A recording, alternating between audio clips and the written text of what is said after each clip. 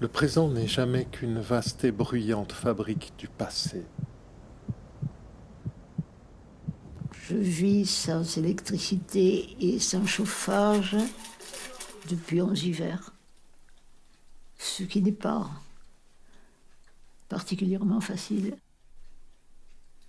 N'ayant pas d'électricité, je n'ai pas de frigidaire, donc je ne peux pas conserver de nourriture. Je n'ai pas de salle de bain, je n'ai pas de douche, donc je fais une toilette de chat dans ma cuisine. L'éclairage, j'ai des lampes solaires que je mets à la fenêtre. Ce n'est pas un éclairage, mais c'est un peu mieux qu'une veilleuse.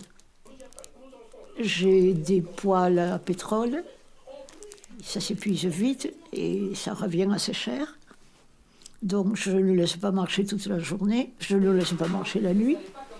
Je l'allume quand je suis dans l'appartement et que je suis immobile, comme maintenant. Des visites, je n'en ai pas beaucoup parce que les amis d'autrefois ont disparu. Mes visiteurs fidèles, ce sont les oiseaux qui viennent sur ma fenêtre en hiver.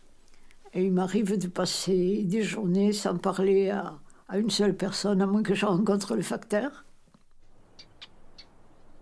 Je me tiens au courant quand même de ce qui se passe grâce à mon petit poste radio à pile qui marche presque toute la journée.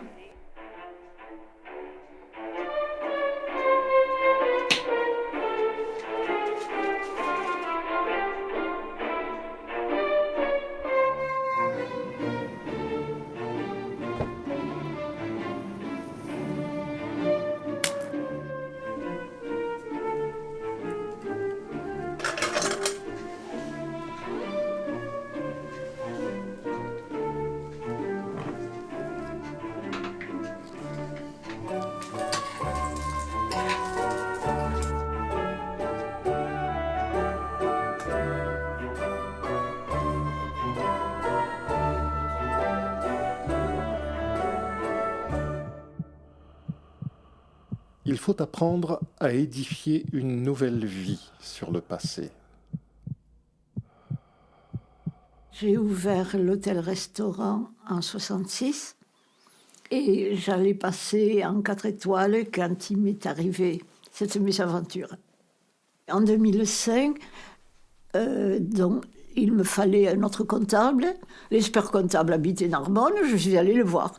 Et il a accepté de prendre en charge l'hôtel et le vignoble. Mais les impôts de Carcassonne me relançaient en disant on a besoin du bilan. Et ils ont décidé, pour gagner du temps, ils passaient les bilans directement aux impôts. Mais il a passé les bilans sans me les montrer et sans mon accord. J'ai vu, il fallait payer 70 000 € d'impôts sur le revenu. Je suis allée voir le percepteur de et je lui ai dit, mais monsieur, il y a une erreur. Et il m'a dit, oh non, moi je ne veux pas savoir, vous payez ou je vous envoie l'huissier. J'ai donné une comptabilité en francs et le comptable l'a mise en euros sans la transformer. Alors j'ai eu la pression de mon avocat et la pression de la liquidatrice. J'ai demandé à être mise en liquidation. J'ai été convoquée au tribunal. La liquidatrice m'a mis une feuille écrite sous les yeux, un crayon dans la main, et elle m'a dit signer. J'ai regardé, je me suis dit non, je signe pas, c'est pas vrai. Je ne veux pas signer. Elle s'est énervée, elle a crié. J'ai refusé, ça a duré. Et puis je sentais que j'étais pas bien. Et j'ai signé, mais j'étais au bout, je pouvais plus tenir. La liquidatrice me crie, Madame, vous êtes ruinée, complètement ruinée. Et voilà comment j'ai été enfoncée de façon tout à fait illégale. Écrire l'histoire est une façon comme une autre de se libérer du passé. J'ai l'intention d'écrire un livre pour raconter mes aventures. Donc j'ai décidé de faire des chapitres, de raconter, bon, tel jour il s'est passé ça, tel jour on a fait ça. J'ai essayé d'écrire ou de lire avec une bougie, mais mes yeux en souffraient. Et puis, quelquefois, tout simplement, j'avais une bougie sur la table de chevet et j'écrivais dans un gros bloc sans trop voir ce que j'écrivais. C'est la lumière qui rythme ma vie. Donc, j'écris quand je peux.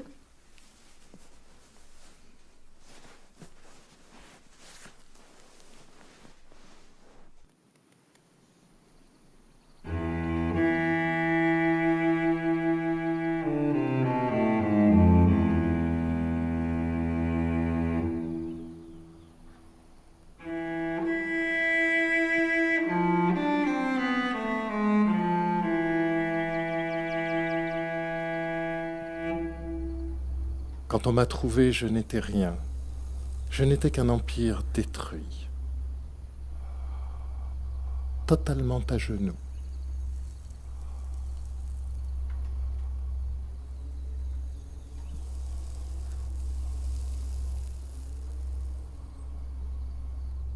Au milieu des flacons, des étoffes lamées, je me suis remis debout. On m'a empli de fastueux objets. J'ai dit adieu au temps passé. Le soir, l'âme du vin chantait dans mes bouteilles. À la lueur de mes cires vermeilles, des champs pleins de lumière éclairaient les regards clairs. Mais les plaisirs vaporeux ont fui l'horizon. Et le temps fait son œuvre. Je suis devenu un vieux roman qu'on ne lit plus. Un bien triste musée, je crois. L'horloge menaçante m'envoie un peu plus au fond de mon tombeau mystérieux.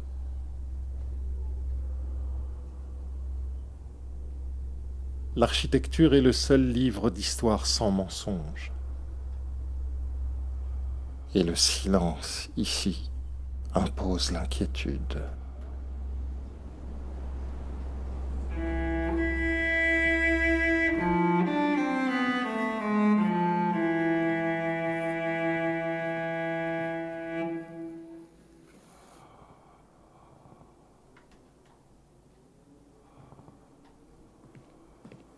Au début, en 63, on cherchait depuis quelque temps, on cherchait un domaine qui nous plaise et qui soit suffisamment important. Notre idée, c'était d'en faire la maison familiale, puisqu'il y avait deux activités, c'est un peu l'hôtel-restaurant et le vignoble, dont il y avait un garçon et une fille. Dans notre esprit, tout était simple.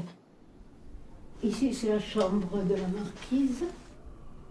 C'est la chambre de l'ancienne propriétaire. Il a fallu d'abord nettoyer, que ce soit à l'intérieur du château, que ce soit les abords. C'était au milieu d'une forêt vierge. On ne pouvait même pas s'approcher de certaines portes. C'était pire qu'aujourd'hui, ce qui n'est pas peu dire. À cette époque-là, je n'imaginais pas quel serait mon avenir et puis comment je deviendrais une professionnelle, ce qui m'a donné beaucoup de joie, mais par la suite beaucoup de chagrin. C'est un vieux château où il revient des esprits. Quand le château a été fermé, il y a les rats qui se sont installés. Et puis, plus récemment, il y a des êtres humains qui viennent dormir, je crois, et qui disparaissent le jour. Donc, il y a une vie nocturne que je ne connais pas et qui m'intrigue.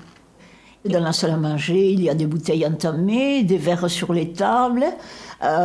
Quelqu'un a laissé une veste. Et dans les chambres, j'ai vu que des lits avaient été ouverts, des oreillers utilisés. Ils ont même regardé la télévision au lit, je crois.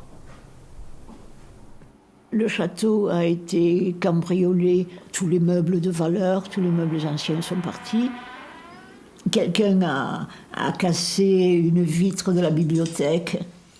Mais je ne pense pas que ce soit les occupants qui aient cassé. C'est un vrai cambrioleur qui a cassé la vitre pour prendre certains livres. Vous voyez les cambrioleurs, comment ils faisaient sauter les panneaux de porte pour passer? Visiteur clandestin, que je ne connais pas. Êtes-vous comme moi, un naufragé de la vie? N'avez-vous pas de chez vous? Je vous écris sans aucune agressivité, je suis l'ancienne châtelaine. Téléphonez-moi au 04 68 pour faire connaissance.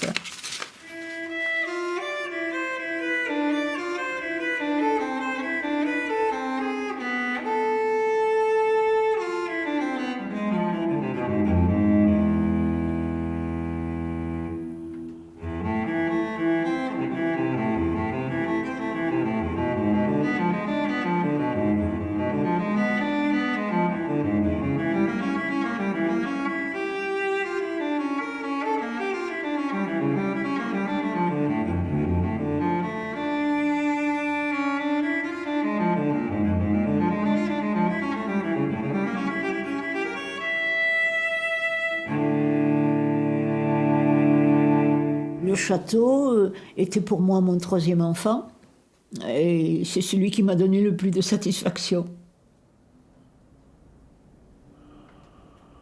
Une fois de plus, je me trouve là, guetté par le singulier aspect de la solitude. Une tempête de silence qui arrache toutes nos branches mortes.